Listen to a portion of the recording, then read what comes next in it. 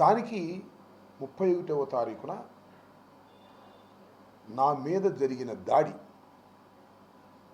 ఆ తరువాత నన్ను అరెస్ట్ చేసి 18 రోజుల పాటు రిమాండ్లో ఉంచినటువంటి సంఘటనలను బట్టి రాష్ట్రంలో ఉన్న ప్రజానీకానికి అందరికీ అర్థమై ఉంటుందని నేను భావిస్తున్నాను.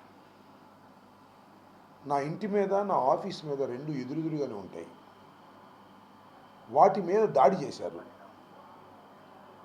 దాడి అంటే ఏదో అలా వచ్చి దాడి చేసి పారిపోలేదు. 5 గంటల నుంచి 12 గంటల వరకు దాడి కార్యక్రమం జరుగుతూనే ఉంది. పోలీసులు లేరా అంటే ఈ దాడి కన్నా ముందే పోలీసులు వచ్చారు.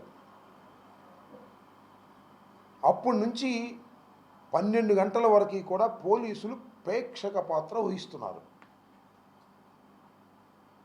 ఆ తర్వాత జగన్మోహన్ రెడ్డి గారు నాకు ఫోన్ చేసి అధైర్యపడవద్దని చెప్పి మళ్ళా మా లీడర్స్ అందరికీ ఫోన్లు చేసి పోలీసులు వెళ్ళి కలుసుకోండి ఇమీడియట్గా అని చెప్తే, లోకల్గా ఉన్న లీడర్స్ అంటే మా జిల్లాలో ఉన్న లీడర్స్ అందరికీ ఫోన్లు చేశారు. డీజీపీకి బొత్స సత్యనారాయణ గారు ఫోన్ చేశాడు, ఐజీకి ఫోన్ చేశారు.